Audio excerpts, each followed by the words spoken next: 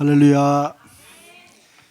온라인으로 들으신 분들은 왜 아무것도 안 나오나 하실 것 같아서 자, 좀 늦었습니다. 우리 잠깐 기도하고 시작할까요? 하나님 아버지 감사합니다. 오늘도 생명의 삶이라는 주제를 가지고 저희들이 오늘 중생과 구원의 확신에 대해서 하나님 말씀을 나누고자 합니다. 성령께서 인도해 주셔서 이 말씀이 우리 마음속에 믿음의 확실함을 확인케 하시고 이 말씀에 아멘함으로 열매 맺는 저희가 되도록 인도하여 주시옵소서. 우리 주님 예수님의 이름으로 기도드립니다. 아멘. 자,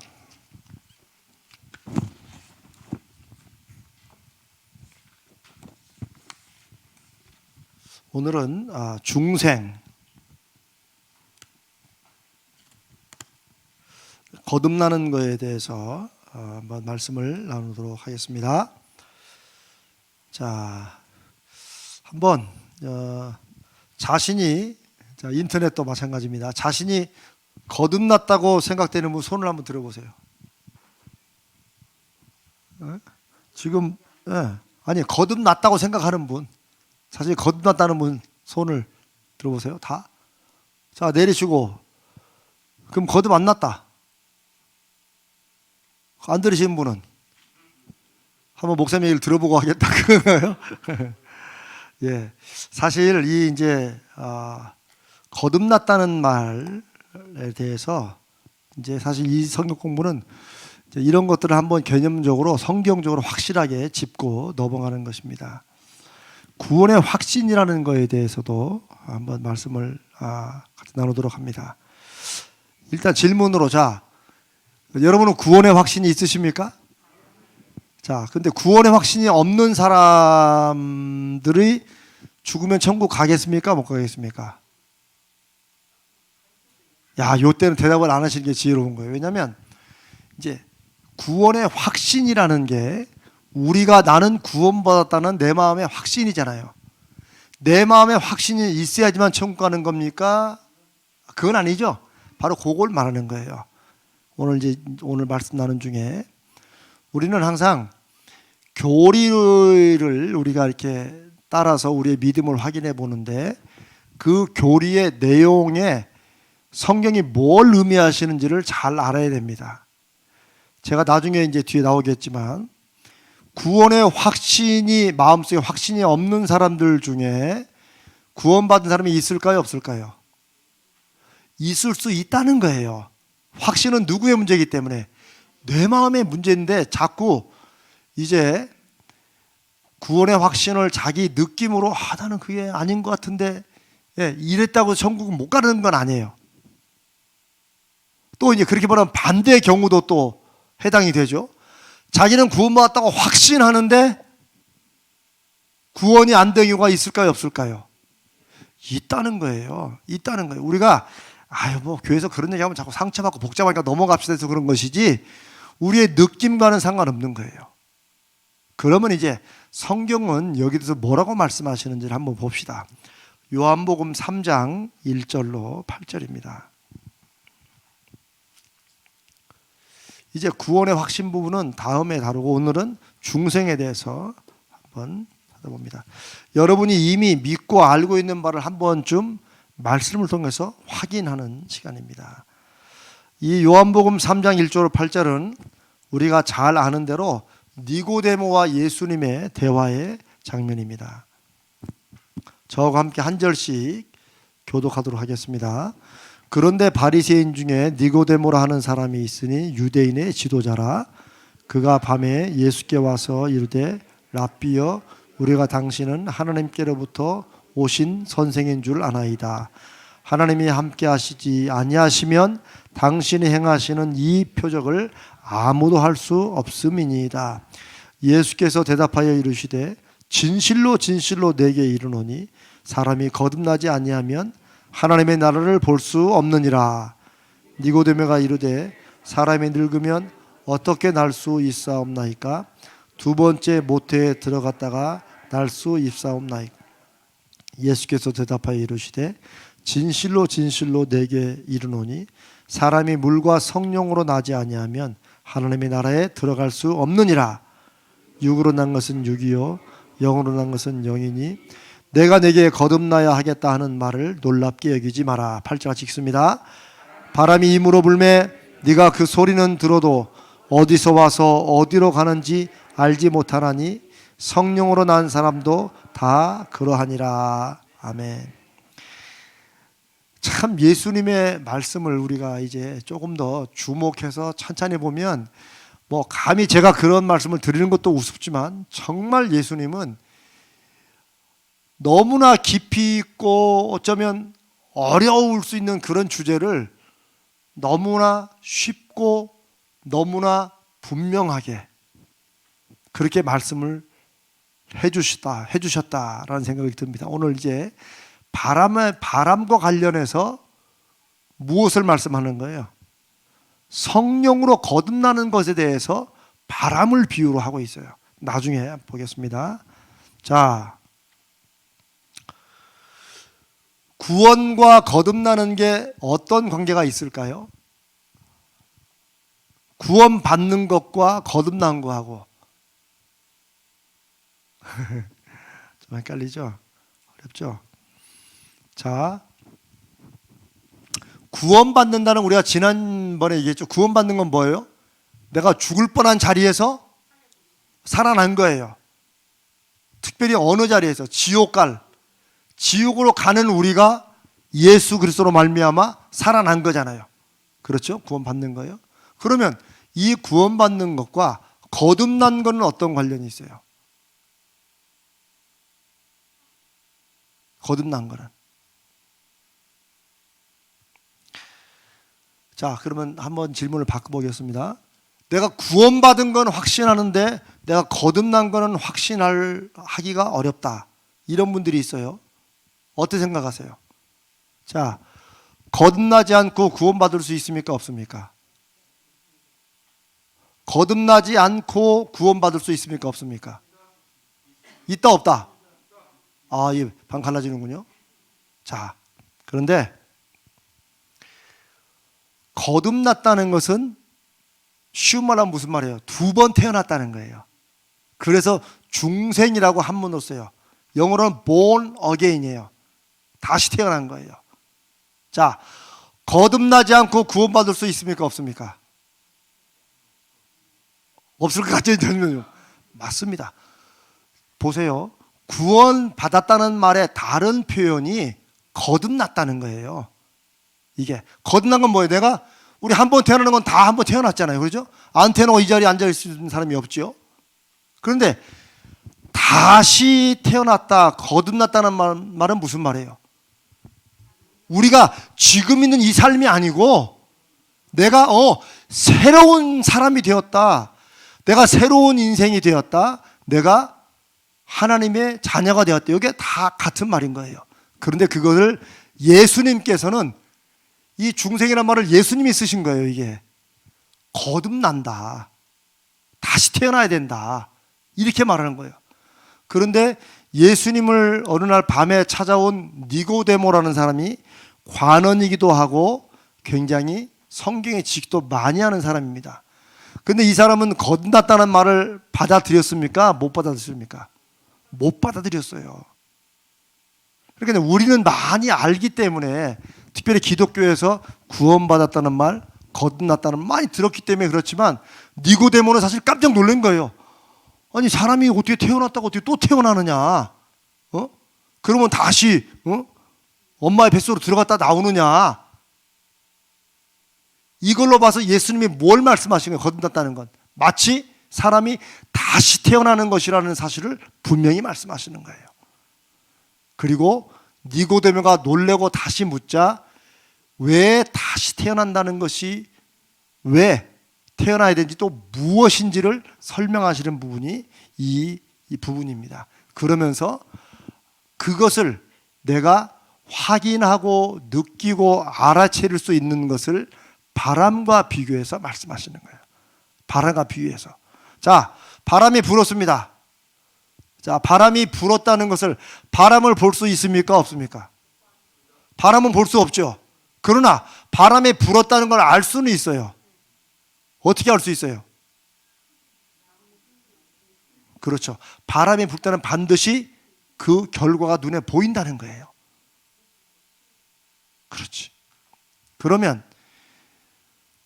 거듭나는 게 다 성령의 역사라고 말씀하세요, 예수님은. 성령의 역사가, 성령의 일이 바로 이와 같다. 성령으로 난 사람, 이게 뭐예요? 거듭난 거예요. 지금 이게 거듭난 거. 우리가 말하는 거듭났다 하는 말과 8절 후반절에 성령으로 난 사람은 같은 말입니다. 그러면 첫 번째는 뭘로 태어나요? 어머니 뱃속에서 태어나는 거죠, 우리가. 그렇죠? 두 번째는 성령으로 태어난다는 거예요. 성령으로 난다는 거예요. 그런데 그거에 대해서 우리가 느낄 수 있냐 못 느끼느냐 이런 차원으로 자꾸 생각하니까 낫기는 낫나? 이렇게 생각되는 거예요. 니고데모처럼 자꾸 들어가는 거예요. 어떻게 거듭나나? 근데 예수님은 그걸 뭐라고 말씀하세요? 거듭나는 건 성령으로 나는 것인데 바람은 임으로 분다. 임으로 분다는 뭐예요? 성령께서 자 들어간다. 준비됐나? 이렇게 들어가신 게 아니라는 거예요. 임으로 불어요. 언제 들어올지 몰라요.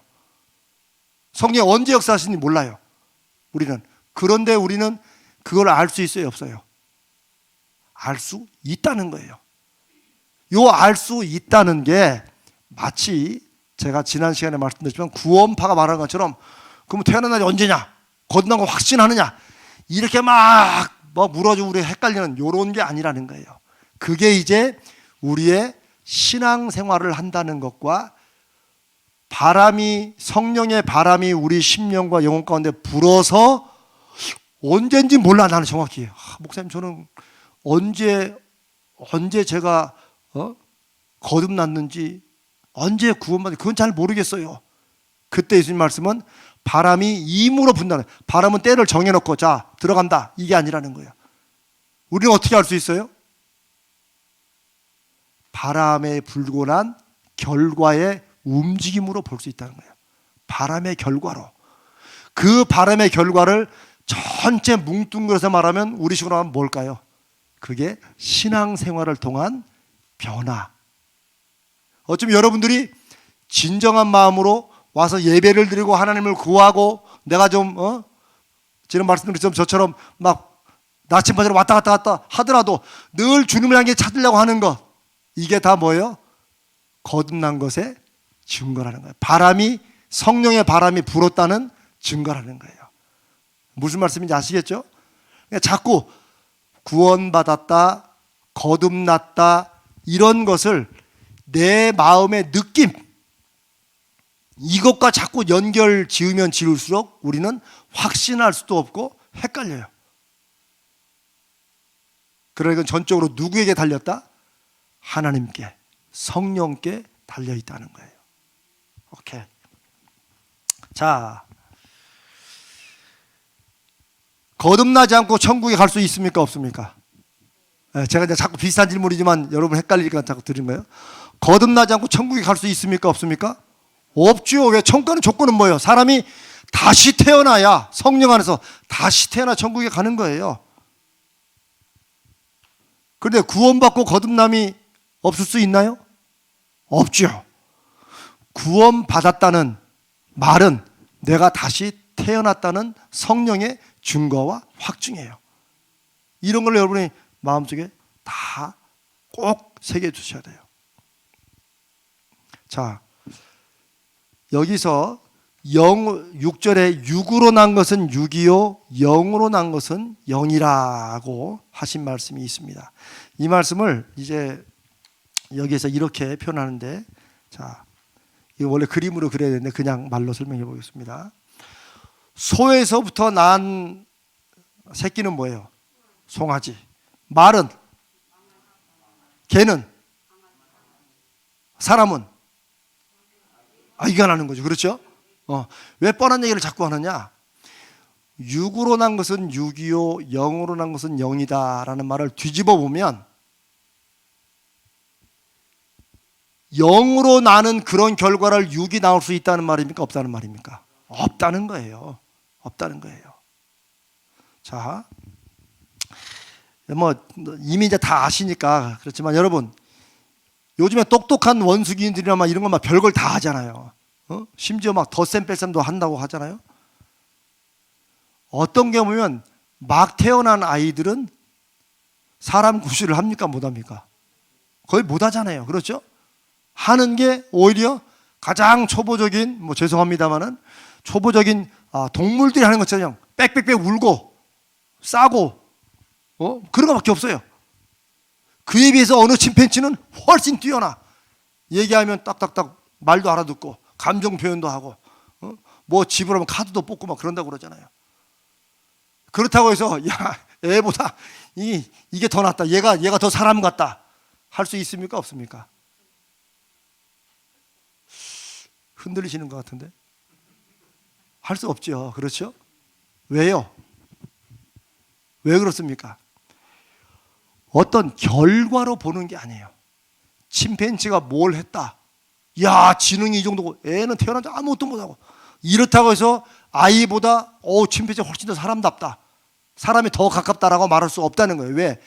0으로 난 것은 6으로 난 것은 6이요 0으로 난 것은 0이라는 말씀이 이게 딴 데로 갈 수 있다는 거 없다는 거예요.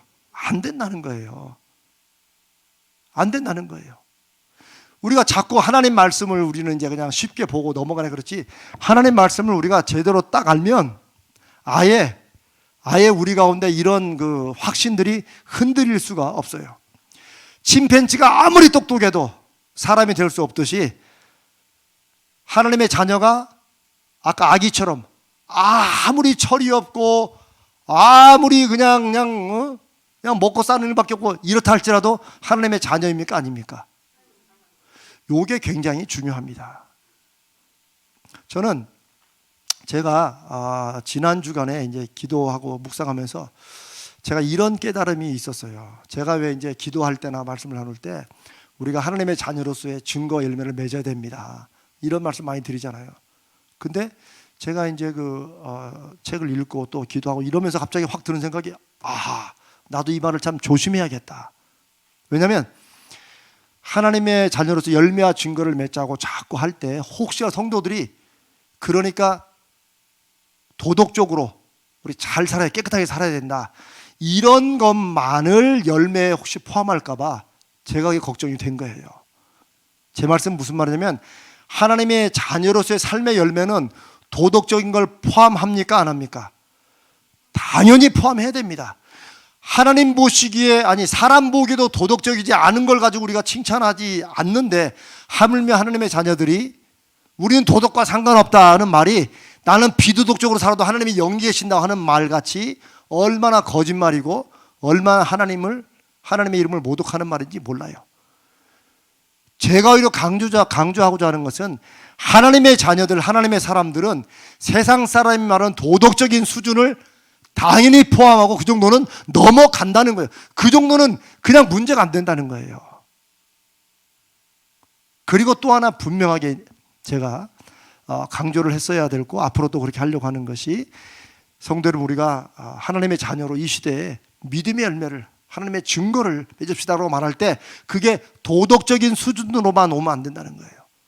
초월적이라는 것을 말할 때 우리의 힘과 능으로 할 수 없는 무언가가, 우리가 오늘 말씀드린 여호와 삼마, 하나님이 계시기 때문에 나타나는 능력, 이런 것들이 포함되고 오히려 내가 하나님의 증거를 맺읍시다, 하나님의 자녀로 열매를 맺읍시다고 말할 때 성령이 역사하심으로 믿음의 능력이 바라는 것으로 강조가 돼야지, 자칫 그렇게만 설명하고 나가면 그러니까 내가 또 지금도 하나님의 자녀답게 못 살고, 이런 회개하는 대부분의 내용은 다 도덕적인 것에 국한될 때가 많다는 거예요. 무슨 말씀인지 아시겠죠? 성도들이 우리가 주일날 이제 예배를 드릴 때 우리 참회 기도를 같이 하잖아요. 그럴 때 저는 우리가 내가 지난번에 내가 이렇게 심한 말을 하고 내 차에 끼어드는 이 차에 대해서 내가 이 X를 한번 했고 막 이것도 다 하나님께서 생각나게 해주셔서 우리가 회개할 죄이긴 하지만, 사실은 하나님의 자녀로서 그런 거는 내가 좀 막 지키려 애를 쓰는데 그게 잘 안 되고 이런다 할지라도 그거는 뭐예요? 멈춰 있는 게 아니고, 아이가 막 태어나서 100일 일단 아무것도 못하고 먹고 사는 것만 하잖아요. 그럼에도 불구하고 이 아이가 사람인 건 뭐예요? 이게 자라간다는 거예요. 자라간다. 계속. 그러니까 우리의 믿음을 어린아이로 성경이 말씀하시는 건 뭐예요? 그 무엇을 본다는 거예요? 첫 번째는 분명한 선이 있다는 거예요. 영으로 난 것은 영이다는 거. 하나님의 자녀는 누구로부터 나요? 하나님으로부터 난다는 거예요.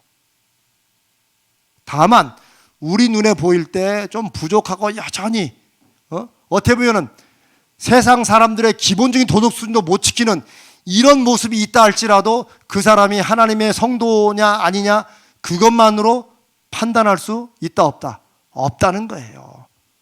왜? 계속 자라가게 돼 있다는 거예요. 자라난다는 거예요. 물론 이렇게 말하면 그러면 목사님 뭐 지적장애가 심해가지고 날 때부터 계속 지능이 멈춰있는 사람은 어떡합니까? 그거는 여기서 제가 쉽게 다룰 문제는 아니지만 간단합니다. 그걸 우리가 염려할 건 없어요. 왜? 하나님의 자녀는 하나님이 보내신 거고 하나님이 정하시고 구원하셨기 때문에 우리가 그걸 가지고 그자로 되냐? 할 게 없어요. 하나님의 선하시고 지혜로우신 은혜와 역사하심 가운데 있다고 믿습니다. 우리는 누구를 봐야 돼요? 우리 자신을 봐야 돼요. 우리 자신을. 아멘? 오케이.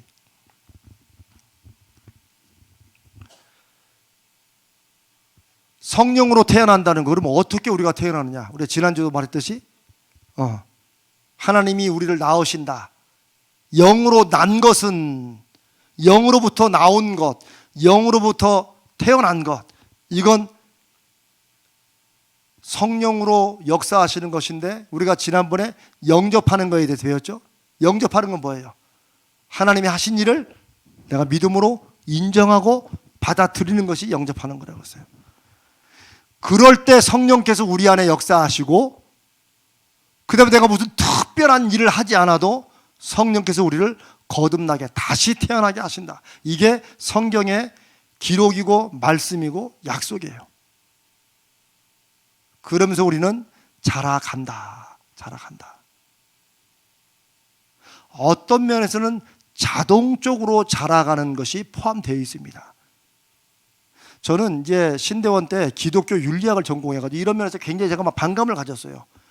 자동으로 이렇게 쭉 자라가면 그럼 지금 교회 수십 년 믿어도 하나도 안 변한 사람은 어떻게 되느냐. 저는 이런 것에 막 반감을 가지고 굉장히 강하게. 어쩌면 제가 그래서 기독교 윤리를 공부했는지도 모르겠어요. 성경이 말씀한 것은 성령이 그 안에 역사하시고 그 안에 거룩한 생명이 시작되는 게 다시 태어나는 것, 중생인데 생명이 있으면 그 생명이 어떻다는 거예요? 자라간다는 거예요. 그러면 정말 그런 질문을 여러분이 진지하게 던지신다면 누구는 수십 년을 예수 믿었는데 정말 더 악해졌으면 악해졌지 하나도 안 변했다. 이렇게 본다면 그건 우리가 그런 분에 대해서 저 사람 예수 안 믿은 것 같아 이렇게 판단하지 말고, 왜? 그건 누구에게 달린 문제니까. 그건 하나님의 결정에 달린 문제니까. 오히려 우리가 기도할 뻔은 뭐예요? 기도할 거는 하나님께서 그 사람의 심령 가운데 언젠가는 말씀해 주시고 역사하셔서 그 사람이 자신의 구원을 진지하게 다시 돌아봐야 돼요. 그런 계기를 주시도록 우리가 기도해야지 이렇게 보니까 당신은 이거 안 믿는 것 같다 라고 말할 수 있는 성질일 것은 아니라는 거예요. 그러나 분명히 하나님께서는 생명이 있으면 생명은 변화가 있고 그 변화를 통해서 자라게 되어 있다는 것, 그게 영적인 원리인 것만큼은 분명합니다. 아멘. 네. 이제 나중에 우리가 구원에 대해서 구원에도 세 가지로 똑같은 성경의 구원을 말씀하시면서 세 가지 부분으로 말을 합니다.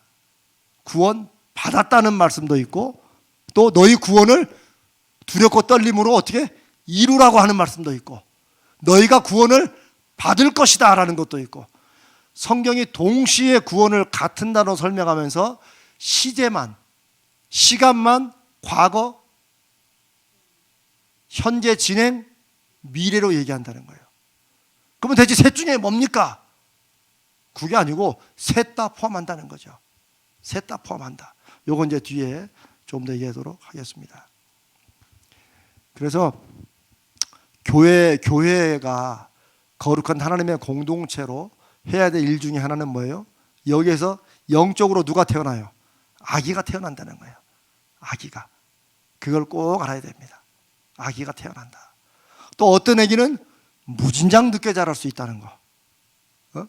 우리 육적인 아이들은 뭐 시간 되면 어느 정도 이렇게 자라고 말도 하고 그러잖아요.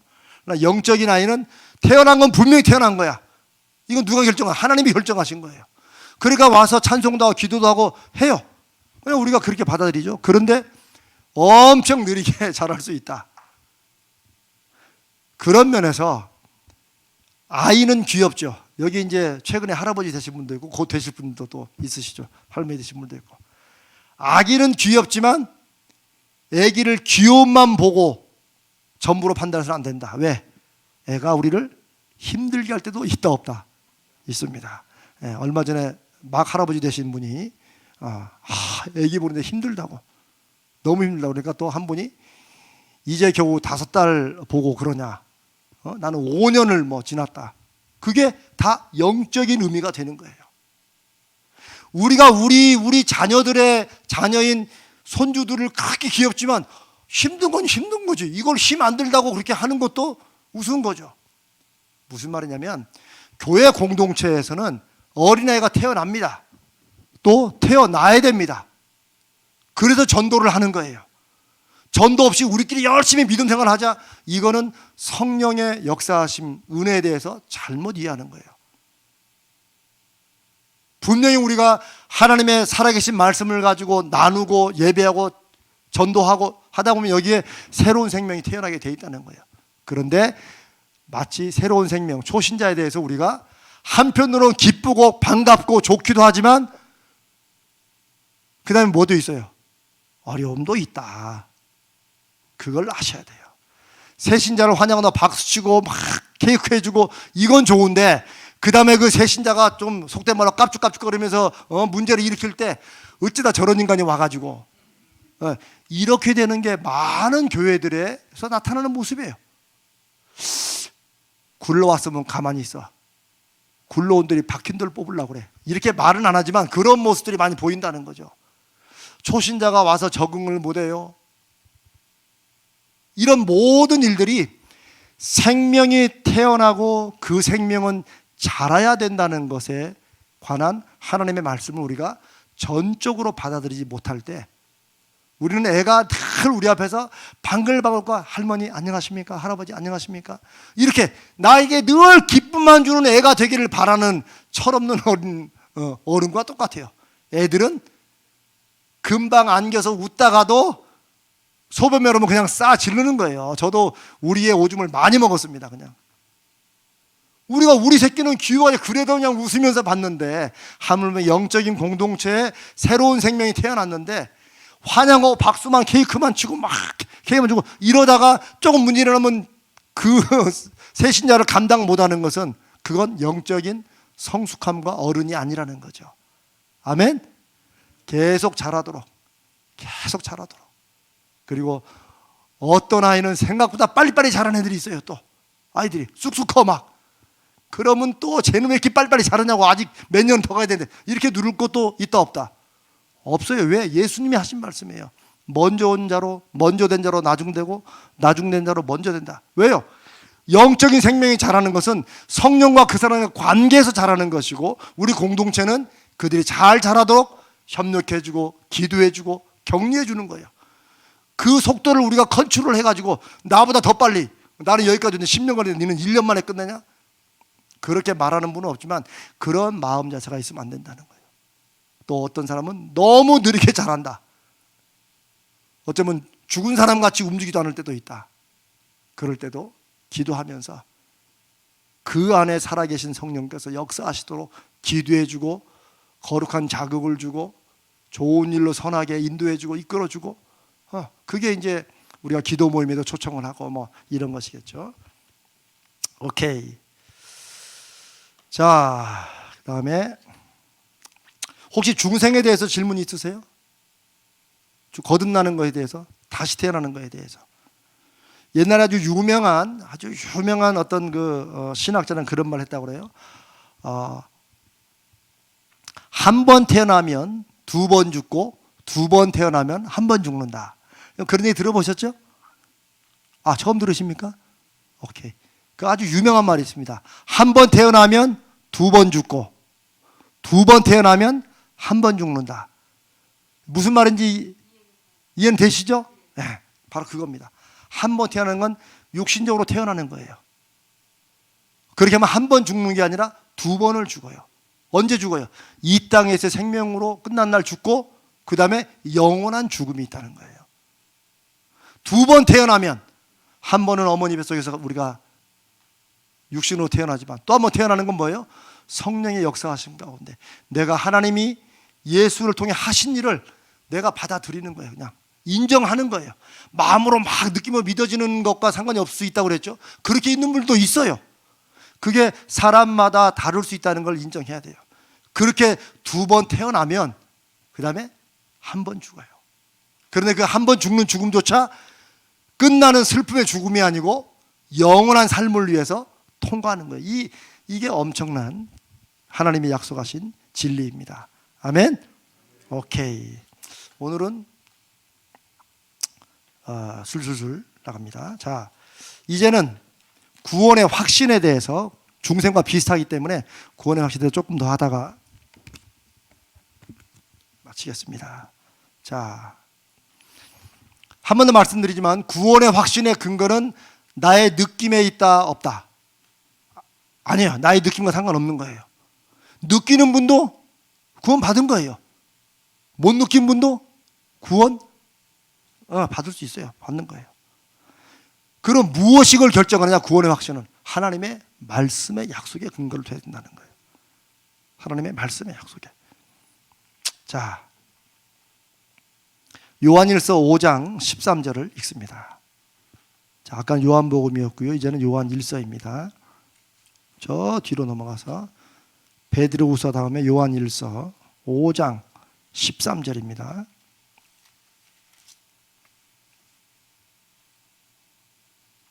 아주 중요한 구절입니다. 요한일서 5장 13절. 이 구원의 확신에 관해서 이 말씀만큼 확실하게 말씀하시는 분이 없어요. 자, 다 찾으셨습니까? 우리 한번 한 목소리 읽습니다. 시작. 내가 하나님의 아들의 이름을 믿는 너희에게 이것을 쓰는 것은 너희로 하여금 너희에게 영생이 있음을 알게 하려 함이니라. 아멘. 자, 이 편지는 누가 썼어요? 요한일서는? 네, 사도 요한이 썼습니다. 요한복음 쓴 사람하고 같아요? 틀려요? 틀려? 같습니다. 요한계시록 쓴 분하고 같습니까? 틀립니까? 요한계시록 같습니다. 시험에 안 나오지만 그래도 상식적으로 알아두시는 게 좋아요. 자, 그런데 사도 요한이 이 편지, 우리가 방금 읽은 요한일서 5장 13절 이 구절을 놓고 볼 때 이 편지는 구원받은 사람에게 쓰여졌습니까? 아니면 구원받지 못한 사람에게 쓰여졌습니까? 예스, 노. 예스죠, 예스. 노 하신 분. 아닙니다. 왜? 13절, 내가 하나님의 아들의 이름을 믿는 너희에게 이것을 쓰는 것은 너희로 하여금 너희에게 영생이 있음을 알게 하려 함이라. 이 사람들 구원 받았습니까? 안 받았습니까? 받았습니다. 왜? 하나님의 아들의 이름을 믿기 때문에. 구원의 조건이 뭐예요? 하나님이 예수 그리스도를 아들심을 보내셨다는 것을 내가 믿음으로 받아들이는 거예요. 그게 영접하는 거예요. 그렇죠? 요한복음 1장 12절 영접하는 자 곧 그 이름을 믿는 자들에게는 하나님의 자녀가 되는 권세를 주셨다. 요 절로만 외울 게 아니고 그 속에서 분명히 약속하신 하나님의 약속을 받아들여야 돼요. 요한일서 5장 13절은 분명히 구원을 받은 사람들에게 사도 요한이 쓴 거예요. 근데 편지를 쓴 목적이 뭐예요? 왜 썼어요 이걸? 왜 썼어요? 영생이 있음을 알게 하려고.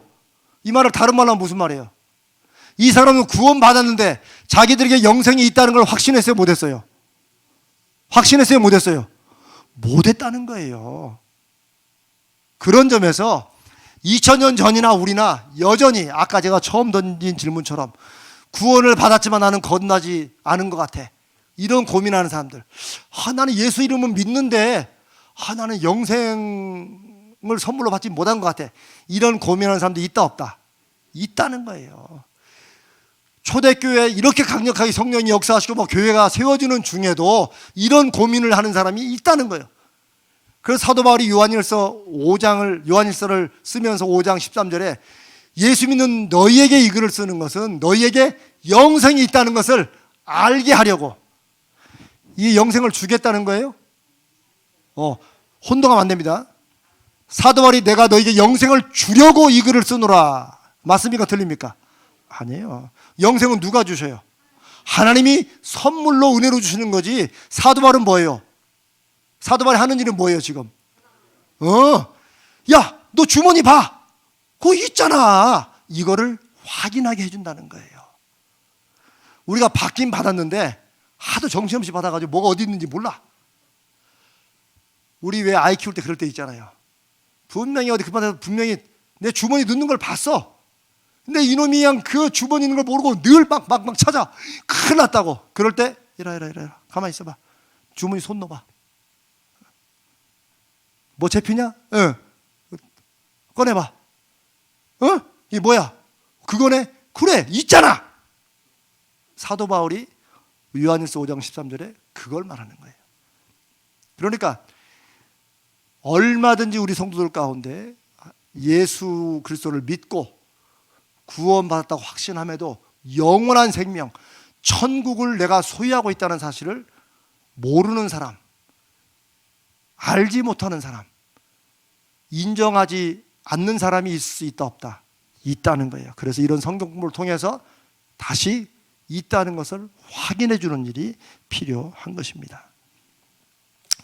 뭐 제가 그 이단종파 구원파 얘기를 여러 번 하지만 이단종파는 구원의 확신의 절대성을 강조합니다. 그런데 그게 말씀에 의지해서 내가 구원받은지를 확인하는 작업이 아니고 이 사람들의 가장 잘못된 점과 어리석은 점 뭐예요? 자신의 느낌에 좌우한다는 거예요. 그런데 보면 또 느낌에 좌우하게 하는 것도 아니에요.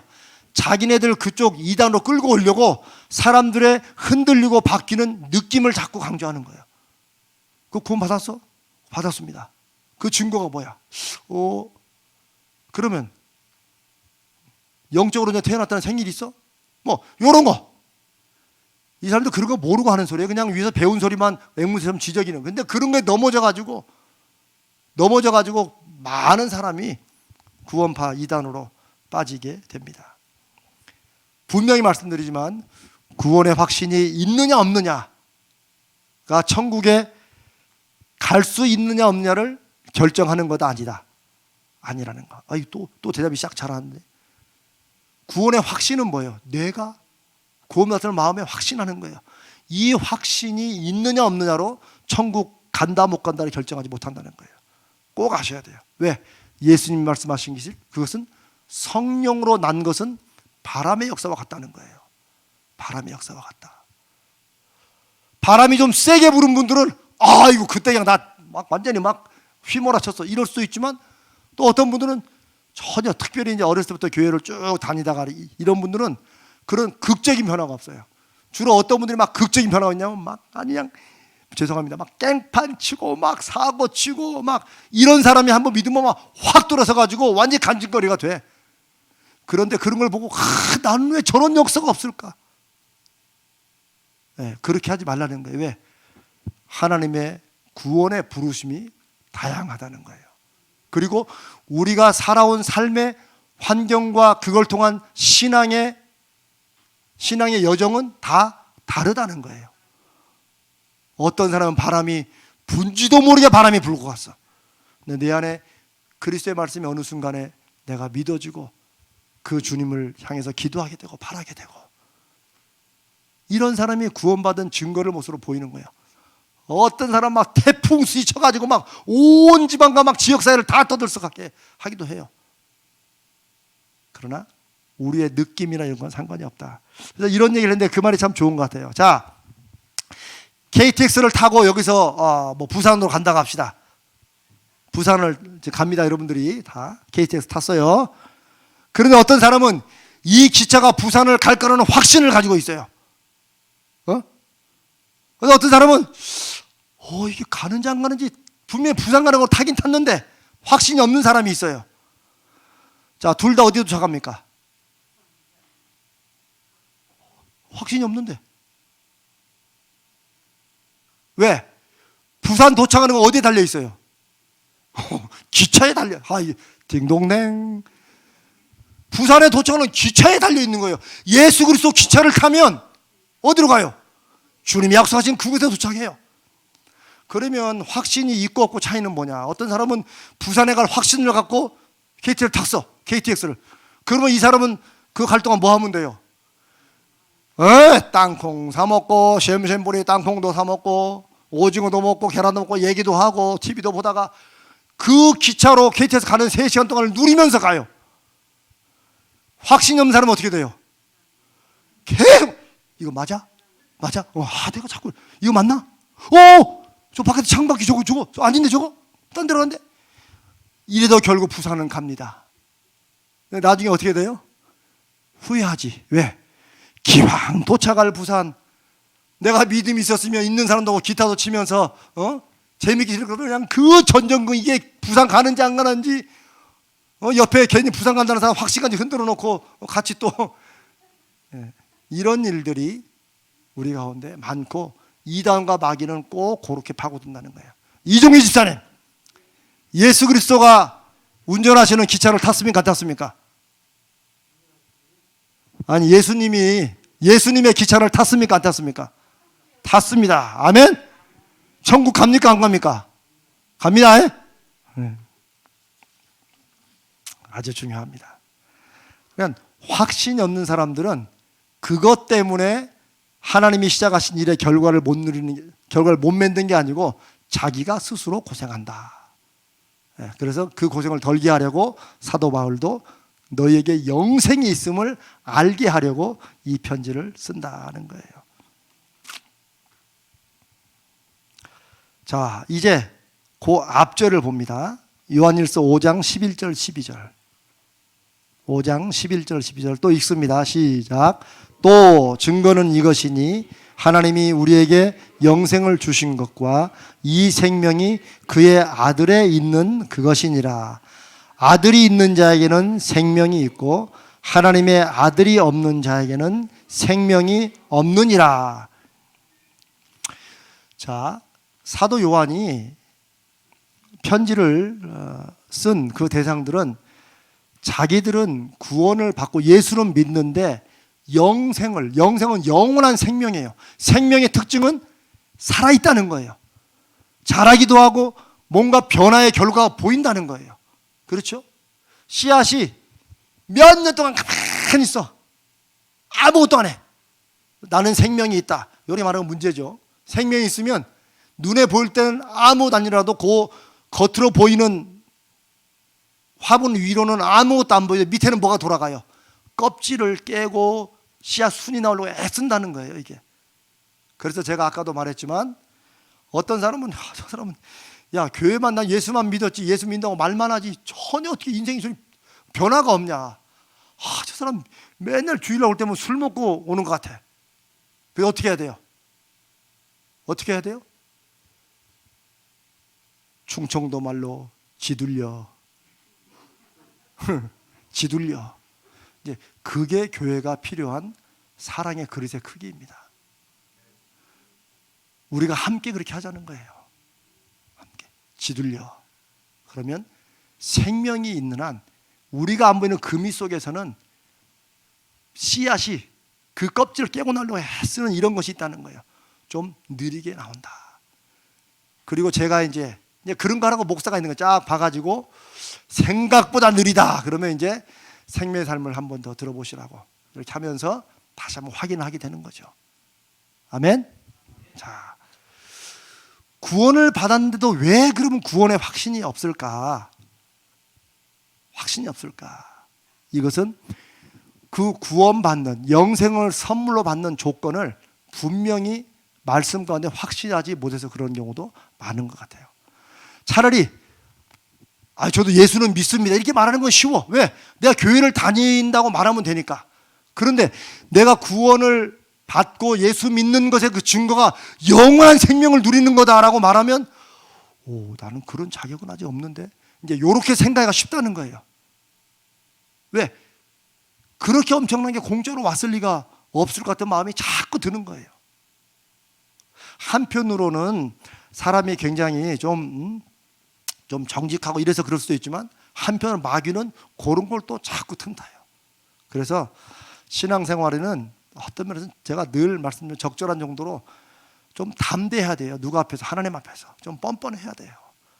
나는 모르지만 말씀이 그렇게 말한 걸 내가 믿고 받아들이니까 그 약속이 나는 이루어진 걸로 믿습니다. 그렇게 가야 돼. 그렇게. 그래서 이 복음이라는 좋은 소식이라는 것의 핵심은 아버지와 아들, 자녀, 아버지와 딸, 이 관계를 굉장히 중요시 여겨요. 그래서 우리가 두려워하는 종의 영을 받지 않고 아바, 아버지라 부르는 자녀의 영을 받았다. 근데 물론 저도 이제 옛날에는 이 말씀 들었을 때 우리 아버지가 하도 무서워가지고 아버지 영을 안 받는 게 나는 차라리 낫겠다고 생각할 때도 솔직히 있었어요, 제가. 그리고 뭐 우리 교회도 뭐 있었지만 다른 교회들도 그런 거 많았어요, 옛날에. 하나님의 아버지 같은 분이 어디냐 그러면 아버지 너무 시달려, 지금도 시달리니까 하나님의 아버지 같으면 안 믿겠다고 하는 분도 사실 있었어요.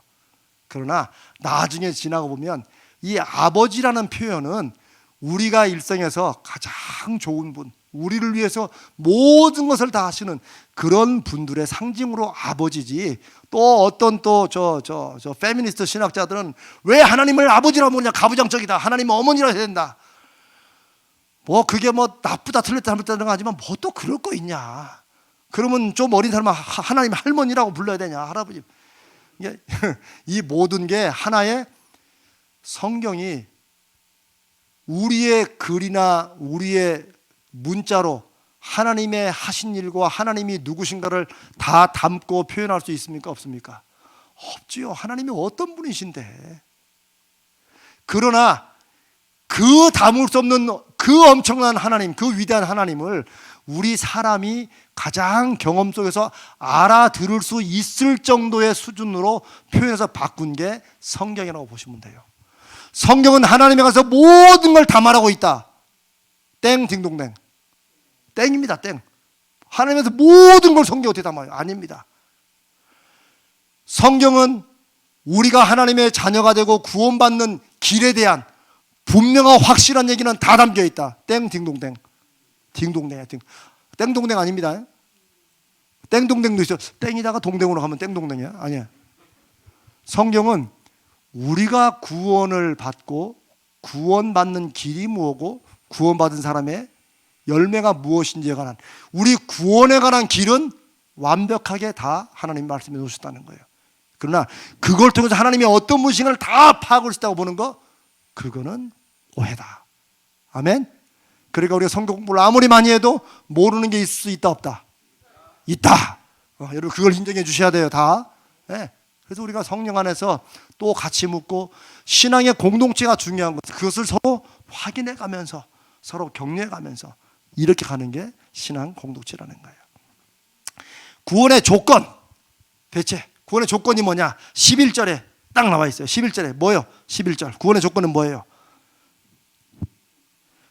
증거는 이것이니 하나님이 우리에게 영생을 주신 것과, 이 생명, 영생과 생명이 어떤 차이가 있어요? 같은 거예요. 영생은 영원한 생명이고, 그 영원한 생명의 핵심인 생명이 어디에 있어요? 그의 아들 안에 있다는 거예요. 아들 안에 있다. 그러면 증거는 이것이니 라고 말할 때, 증거는 이제 증언 같은 거죠. 증언. 우리도 예수님의 증인이죠. 그래서 이 법정 어떤 언어가 많이 나오는데요.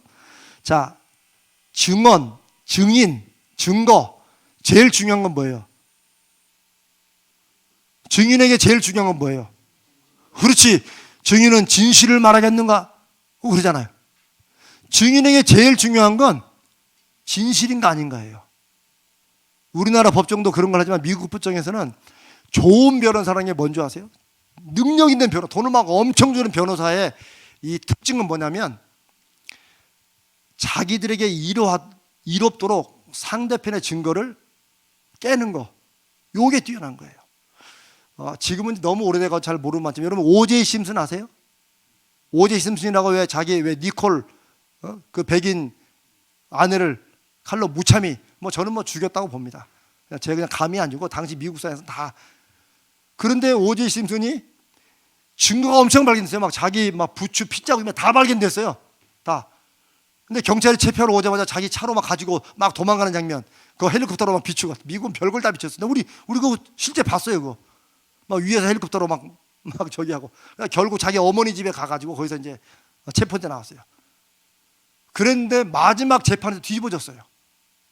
오제이 심슨이 그럴 수 있는 개연성은 있으나 확실한 증거가 없으므로 무죄 석방됐어요. 그런데 그 코크란이라고, 제가 이름이 알기로 코크란이라는 그 흑인 변호사, 거기서 확 떴죠. 근데 핵심적인 게 뭐냐? 상대 증인들의 어떤 그 정당성, 요걸 깬 거예요. 어떻게 했느냐? 기억나는 게 이제 한두 가지가 있는데, 한 가지는 오제이 심슨 그 자택에서 살인할 때 처음 도착해가지고 그 현장 검증을 했던 그 사람 그 백인 경찰이거든요. 그 사람에 대해서, 그 사람의 증언이 정확하니까 부추 자국이나 이런 거.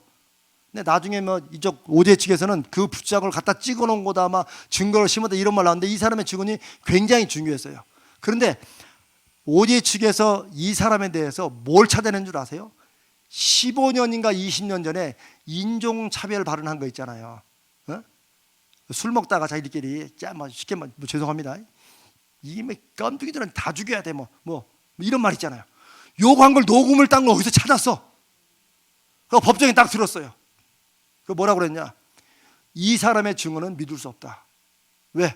이 사람은 이미 20년 전부터 인종차별적인 생각을 가지고 있고 그게 녹음됐다. 이 사람은 언제 그 말 했는지도 몰라 사실. 그래도 20년 전에 한마디 또 해가지고 또 지금도 그런 생각이 있다고 해서 오제이를 그걸로 밀어넣었다면 해도 그건 판단할 수 없잖아요. 그런데 뭐 때문에 무너졌느냐? 그 증인의 진실성에 대해서 의구심이 간 거예요.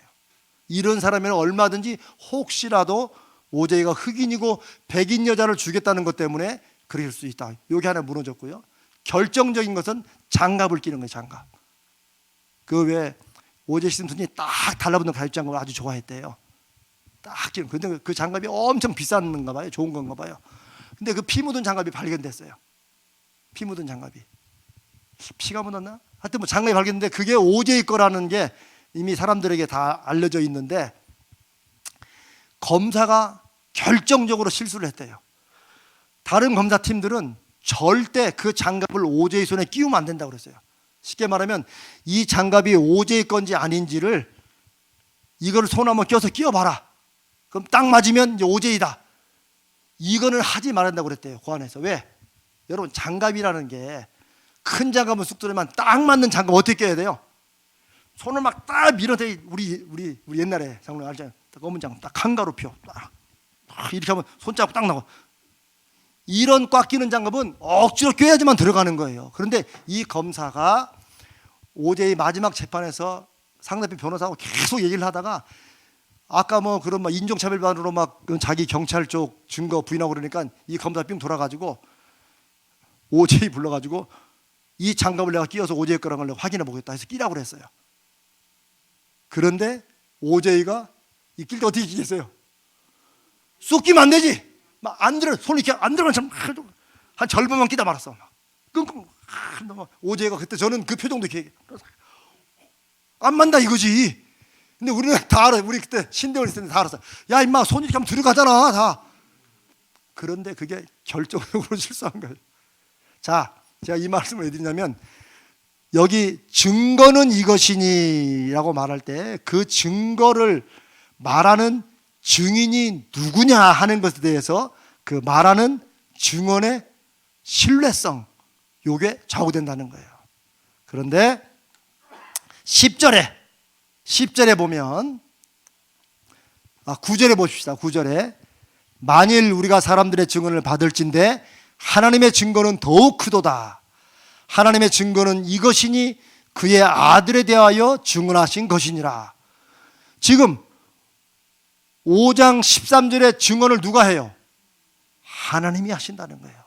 요게 중요해요. 요게 거기 있잖아요. 9절에 하나님의 증거는 이것이니 그의 아들에 대해서 증언하신 것이라.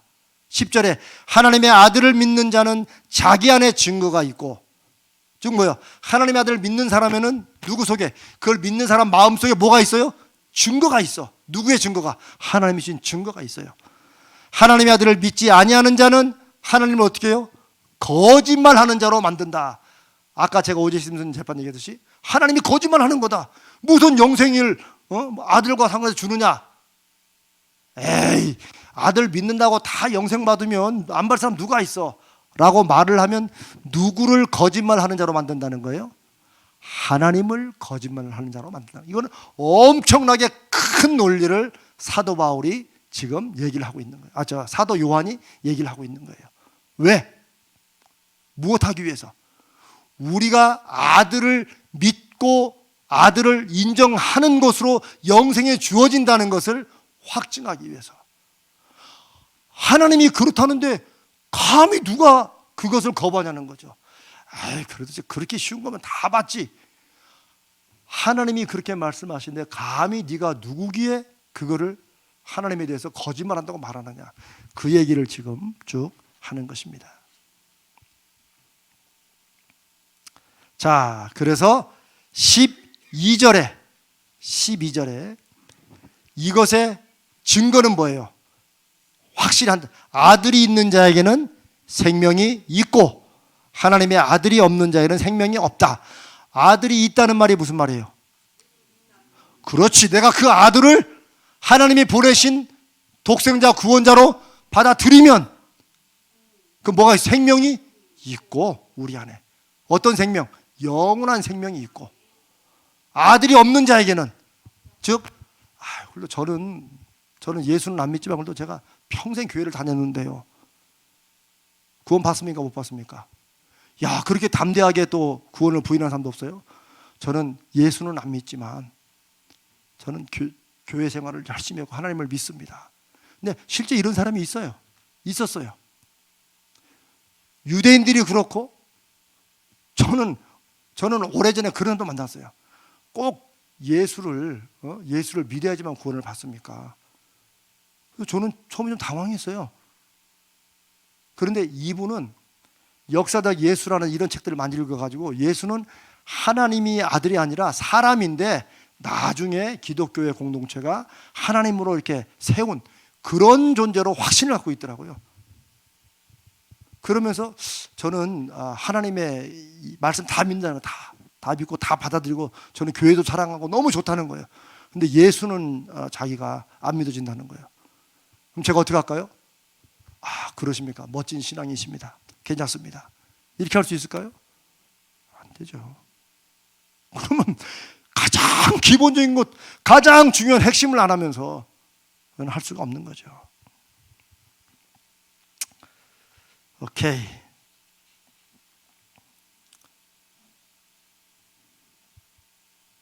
그래서 구원의 확신의 근거는 9절, 10절, 11절, 12절로 쭉 말씀하시는 걸로 봐서 하나님이 하신 계획과 하나님이 하신 말씀을 그대로 받아들이면 그러면 구원이 우리 가운데 있는 것을 확신할 수 있다. 그런데 하나님이 하신 말씀의 핵심은 뭐예요? 아들이 있는 자에게는 생명이 있고 아들이 없는 자에게는 생명이 없고. 이게 지금 우리끼리는 다 뭐 그렇게 하잖아요. 그런데 이런 게 흔들릴 때가 있어요. 어떨 때 참 특별하게도 제가 아까 말씀드린 그런 분처럼 아들을 못 받아들이는 사람이 있어요. 그냥 열심히 신앙생활하고 우리가 정직하고 우리가 바르게 살면 이게 다 구원받는 거 아니겠습니까? 내 말을 너무 잘하고 그분이 너무 사회적으로 인기적으로 뛰어난 분이에요. 그러면 듣다 보면 그러기도 하겠다. 이제 이럴 때부터는 헷갈리는 거예요. 그런데 아니라는 거예요. 그렇게 구원받으시려면 저쪽 다른 데로 가보시면 되겠습니다. 우리 아버지 집은 못 들어갑니다. 왜? 아버지 집은 누가 들어가요? 자식만 들어갑니다. 이웃집에 아이가 너무 막 전국 1등이고 막 이렇게 해서도 이야 그래도 저런 아들 하나 있으면 좋겠다 해서 그냥 지 아버지는 옆집 사람인데 이쪽으로 데리고 들어갈 수 없다는 거죠. 오케이? 자, 이제 요한복음 5장 24절 봅니다. 한 10분만 더 하고 마치도록 하겠습니다. 요한복음 5장 24절. 네. 저 앞으로 갑니다. 요한복음 5장 24절.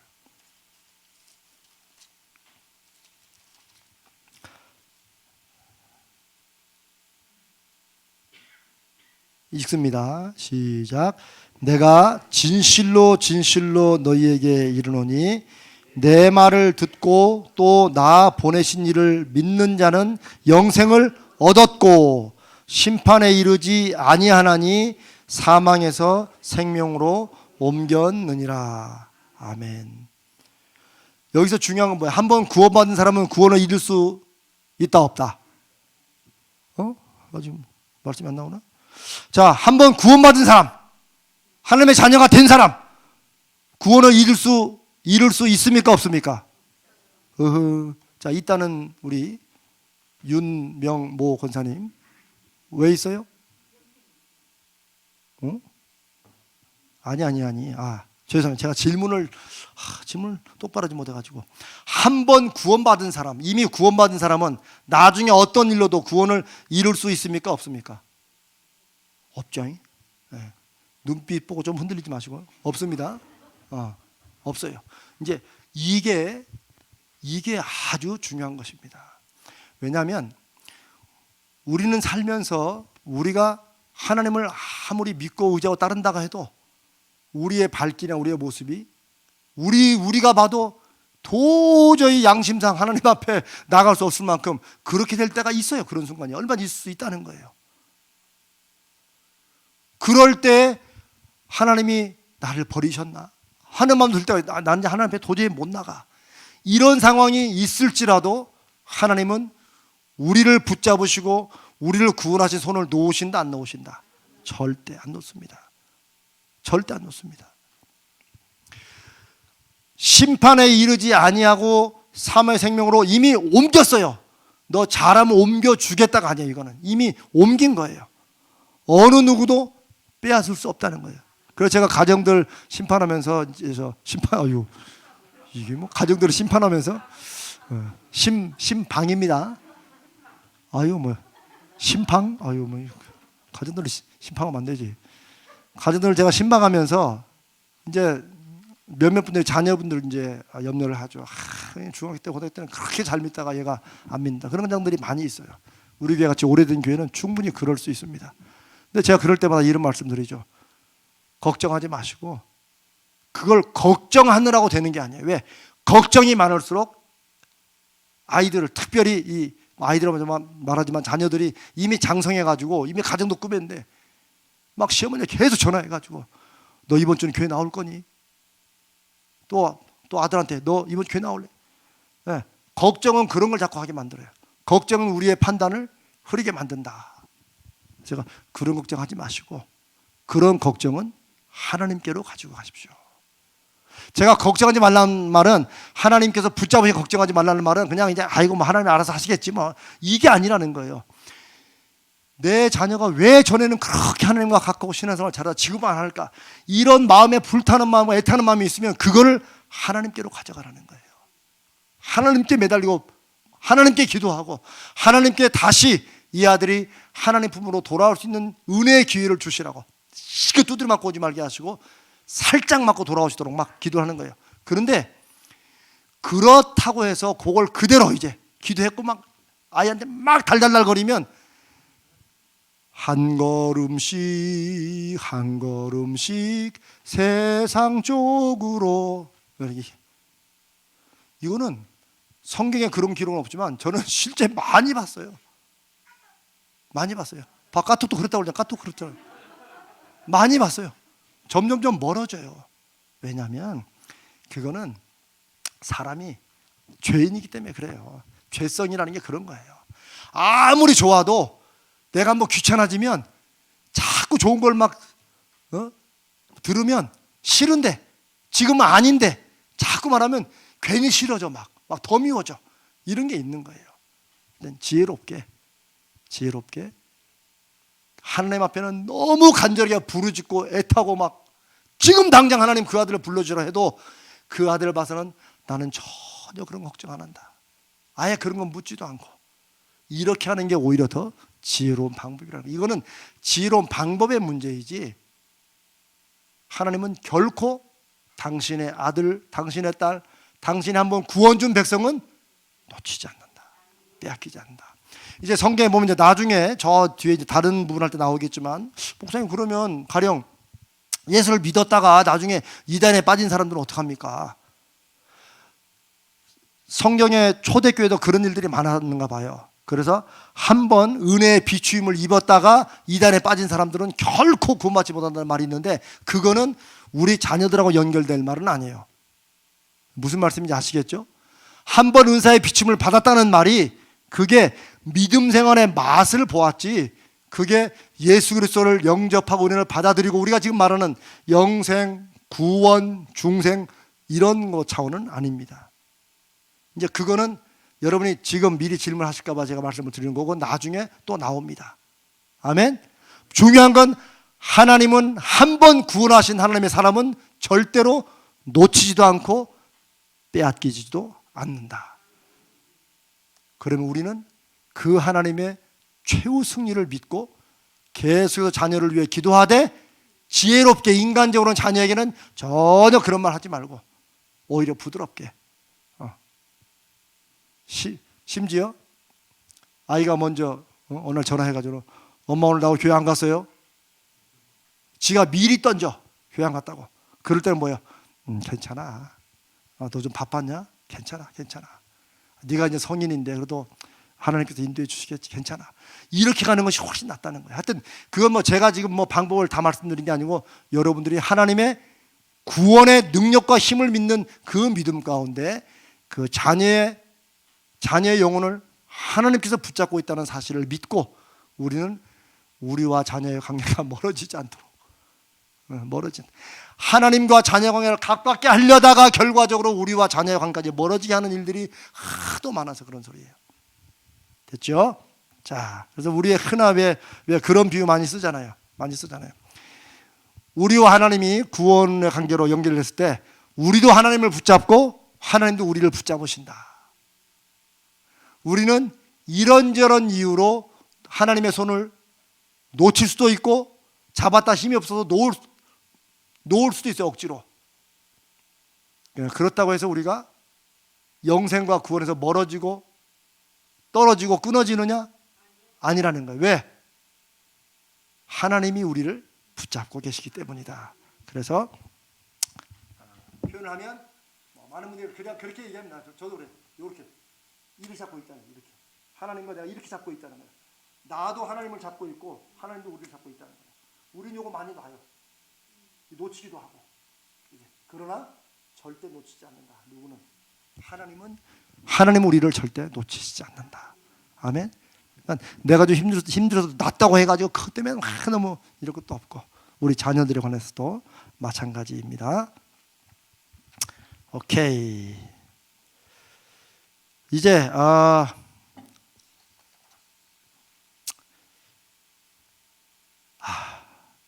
요 세 가지 구원에 관해서는 뭐 다음 주에 하죠. 다음 주에. 아니 그냥 하고 끝낼까요? 그러면 제가 5분 안에 자, 세 가지 구원 있는데 그러니까 참고로 말아주세요. 요한복음 5장 24절은 받은 구원, 과거형의 구원이에요. 받은 구원. 이미 너희가 구원을 받았다. 아까 사망에서 생명으로 옮겼다라는 것 똑같아요. 그 말씀이죠. 그 다음에 받는 구원. 자, 빌립보서 2장 12절 한번 펴봅시다. 신약성경 빌립보서 2장 12절 받는 구원. 지금 현재 진행 중인 구원이에요. 이런 구절이 많이 있는데 요 하나 대표로 빌립보서 2장 12절 아까 제가 드린 말씀이죠. 읽습니다. 시작. 그러므로 나의 사랑하는 자들아 너희가 나 있을 때뿐 아니라 더욱 지금 나 없을 때에도 항상 복종하여 두렵고 떨림으로 너희 구원을 이루라. 그래서 구원은 헬라어로 소테리아, 똑같아요. 앞에 말하는 거 영생 구원아, 소테리아. 이건 뭐예요? 지금 진행되고 있는 거예요. 우리가 두렵고 떨림으로 구원을 이루어 가야 돼요. 다른 말로 우리의 구원의 증거를 맺는 일을 자꾸 해야 돼요. 구원의 열매 맺는 일을 자꾸 해야 되는 거예요. 그 다음에 로마서 13장 1절 앞으로 갑니다. 로마서 13장 1절은 미래 받을 구원. 로마서 13장 11절 찾으셨습니까? 성경 257면이네요. 로마서 13장 11절 한번 읽어볼까요? 시작. 또한 너희가 이 시기를 알거니와 자다가 깰 때가 벌써 되었으니 이는 이제 우리의 구원이 처음 믿을 때보다 가까웠다. 지금 구원 됐어요? 안 됐어요? 아니, 이걸로 따지면 안 됐어요. 처음 믿을 때보다 가까워졌어요. 아직 안 왔어요. 요한복음 5장 24절, 빌립보서 2장 12절, 로마서 10장 11절 다 똑같은 구원이라는 단어를 쓰는데 이미 받은 구원, 지금 진행되고 있는 구원, 앞으로 오게 될 구원. 성경이 이 세 가지를 다 말하기 때문에 우리가 그 중에 한 가지만 쭉 골라서 구원이라고 말할 수가 없어요. 이거를 그냥 이렇게 설명하면 이해하기가 쉬울 거예요. 왜 성경이 이렇게 말하느냐? 이건 세 가지 구원이 있는 게 아니라 구원에 세 가지 면이 있다고, 특징이 있다고 보시면 될 것 같아요. 이미 받은 구원은 영적인 구원이라고 그냥 하십시다. 영적인 구원. 영의 구원이에요. 우리가 아까 성령으로 난 자, 우리가 오늘 계속하면 성령으로 난 것, 하나님의 자녀가 되는 것, 사망의 생명으로 옮기는 것, 이거는 다 이미 이루어진 거예요. 아멘? 그 다음에 앞으로 받을 구원, 다가올 구원은 우리 육신의 완전한 구원이에요. 그건 뭐냐면 요한계시록도 이제 거기에는 뭐예요? 사망과 슬픔이 없고 모든의 눈물을 씻기시고 일대 있죠. 우리가 지금 예수 믿어도 힘들고 어려운 일이고 아프기도 하고 여러 가지 있죠. 왜요? 우리 육신의 온전한 구원이 아직 이루어지지 않았기 때문에 그런 거예요. 그거는 앞으로 다가올 구원이에요. 그러니까 사는 동안에는 어려움도 있을 수 있고 아픔도 있을 수 있어요. 앞으로 다가오는 구원이에요. 육신의 구원. 그러면 지금 진행되는 구원은 뭐예요? 이거는 인격의 구원. 뭐 어떤 분은 영혼, 육 이렇게 나누지만 또 그런 부분을 또 싫어하는 분도 있기 때문에 이제 보통은 그냥 영의 구원은 처음 예수 믿을 때 시작되는 구원. 하나님의 관계가 우리가 딱 성립이 되는 거예요. 하나님의 자녀가 되는 거예요. 그 다음에 받을 구원은 온전하게 우리가 육적으로 구원을 받는 걸 말하는 거예요. 그러나 지금 진행하는 구원은 혼의 구원이라고 말하지만 저는 차라리 인격의 구원이라고 말하고 싶어요.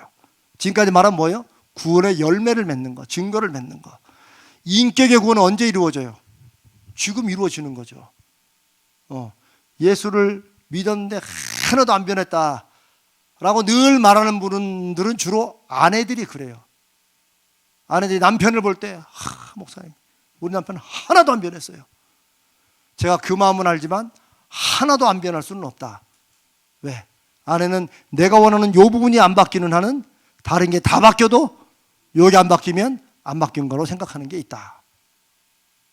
그래서 이미 변화는 시작되었고 진행되어 가는데 이 진행되는 구원은 우리가 두렵고 떨림으로 우리가 구원을 이루어가라는 말씀처럼 우리가 우리 인격의 하나님 자녀의 인격의 성숙을 위해서 애쓰고 노력해야 된다. 아멘? 네, 그겁니다. 노력해야 돼요. 그런데 요 세 가지 구원을 세 가지 죽음과도 또 연결을 시키면 조금 더 이해가 쉬울 수 있어요. 창세기에 아담과 하와가 이제 창세기 에덴 동산에서 선악과에 관한 하나님의 말씀을 들을 때 선악과를 먹으면 어떻게 된다고 그랬죠? 죽을 것이다 그랬어요? 죽는다고 그랬어요? 죽는다고 했는데 죽었어요? 안 죽었어요? 죽었어요. 안 죽었어요? 안 죽었어요? 안 죽었잖아요. 실제로 그 후로 살고 또 아들도 낳고 막 그랬잖아요. 여기에 성경이 또 죽음이라는 단어를 똑같이 말하면서 세 가지의 어떤 다른 차원의 죽음을 얘기해요. 첫 번째는 영의 죽음이에요. 영의 죽음. 아담과 하와가 선악과를 먹는 순간 하나님이 두려워서 피했죠. 숨었죠. 그게 뭐예요? 하나님과 관계가 단절된 영의 죽음을 상징한다고 볼 수 있어요. 뭐 이게 꼭 그런 건 아니지만 그래도 저는 거의 90% 그렇게 해석하는 게 맞다고 봐요. 영의 죽음이에요. 그래서 구원을 받았다라고 말할 때 뭐예요? 하나님과 관계가 회복되는 구원을 받은 거예요. 그래서 내가 하나님의 자녀가 되고 하나님 우리 하나님이 되시는 거예요. 이미 죽었어요, 그거는. 그러니까 육의 죽음은 왔어요, 안 왔어요? 안 왔죠. 그죠? 아담과 하와에게는. 근데 나중에 결국 왔죠. 제일 나중에 결국 죽었잖아요, 아담도 하와도. 그게 육의 죽음이에요. 그래서 육의 구원은 언제 이루어져요? 주님이 오시는 그날, 우리가 주님께로 가는 그날, 더 이상 그곳에는 사망도 아픔도 근심도 없는 그런 온전한 육의 구원, 육의 부활이 이루어져요. 영과 육의 부활이 이루어져요. 그게 육의 구원이에요. 그러면 그 중간에 실제 일어나고 있는 죽음은 뭐예요? 아까 말한 구원이 인격의 구원, 혼의 구원이라고 말하는 그 구원에서는 뭐가 깨지는 거예요? 인간 간의 관계가 깨져요. 그리고 계속 그 죽음이 진행되고 있어가지고 맨날 찌그락짜그락 하고 싸우는 거예요. 아담과 하와도 선악과 따먹고 나자마자 하나님과 관계가 딱 끊어져서 하나님 무서워서 피해서 숨고, 그 다음에 뭐예요? 아담은 하와 핑계대고 하와는 뱀 핑계대고, 이게 뭐예요? 관계가 깨진 거죠. 불신으로 깨지는 거죠. 그렇게 성경이 죽음도 세 개로 말하고 그 다음에 구원도 세 부분으로 말하는데 이렇게 연결하면 왜 여기서는 이렇게 저렇게 말하느냐, 성경이 왜 이 말과 저 말이 틀리냐라고 혹시 질문을 가지는 분들은 그렇게 이해하시면 되겠습니다. 자, 질문 있으십니까? 오늘이 엄청 빨리빨리 갔어요. 지금까지는 2주 만에 했던 걸 그냥 한 주 만에, 그것도 10분 빨리 끝났어요. 혹시 질문들 있으십니까? 없으세요? 네. 이제 이걸로 해서 제가 나눠드린 그 순서지, 우리 그 진도표에 이제 4주 중생 구원의 확신까지를 이제 다 마친 거예요. 이렇게. 그래서 제가 이번 주에 한 번 더 이제 기도해보고 고민해보고, 그다음에 그리스도의 생활부터 이제 믿음의 성장, 성경 이걸 바로 들어갈지 아니면 조금 어떻게 할지는 제가 좀 더 이제 기도해보고 여러분이 가장 좋은 쪽으로 결정해서 또 바로 말씀을 드리겠습니다. 그래도 이제 일단락 지었는데 이게 그동안 했던 내용이 우리 신앙의 도리에 가장 기초적이면서 중요한 것들을 핵심을 다룬 거예요. 그래서 12주 공부할 때 요 4번 중에 한 번 빠지는 건 봐주는데 2번 빠지면 그냥 바로 탈락입니다. 왜냐하면 요 부분 너무 중요하기 때문에. 그래도 2번째 할 때는 2번 빠져도 된다, 그건 아닙니다. 하여튼 여기. 그래서 요 핵심의 내용은 우리가 새 가족들이나 이런 사람들이 계속 얘기를 해줘야 됩니다. 그래야 구원의 도리가 무엇인지 알고 이단에 넘어지지 않고 또 기도에도 더 힘을 쓸 수 있습니다. 자, 우리 기도하고 마칠까요? 여러분 수고하셨습니다. 살아계시고 역사하시는 하나님 아버지, 오늘 중생과 구원의 확신까지 우리가 9주 동안에 걸쳐서 우리 믿는 믿음의 도리가 무엇인지, 예수 그리스도는 어떤 분이시고 예수 그리스도를 믿는다는 것은 무엇인지, 그 예수를 보내신 하나님의 사랑의 의미와 계획은 무엇인지, 우리는 그것을 어떻게 받아들이는 것인지, 그리고 받아들이는 우리의 삶의 변화는 무엇이어야 되는지를 나누었습니다. 주님, 이 생명의 삶 성경 공부를 통해서 우리가 확신하는 구원 생활의 핵심 내용들을 다시 파악하게 하시고, 우리가 알고 있었던 내용, 우리가 알고는 있지만 좀 불분명하게 알았던 것, 우리가 믿고 듣기는 했지만 확신이 없었던 것에 대해서 다시 한번 확증케 하시고, 늘 기도드린 대로 주님, 이 시간을 들은 이전과 이후가 그래도 무언가는 변화되고 새로워지고 열매 맺는 삶이 되도록 축복하여 주시옵소서. 우리 주님 거룩하신 예수님의 이름으로 간절히 기도드리옵나이다. 아멘. 여러분 너무 수고하셨습니다.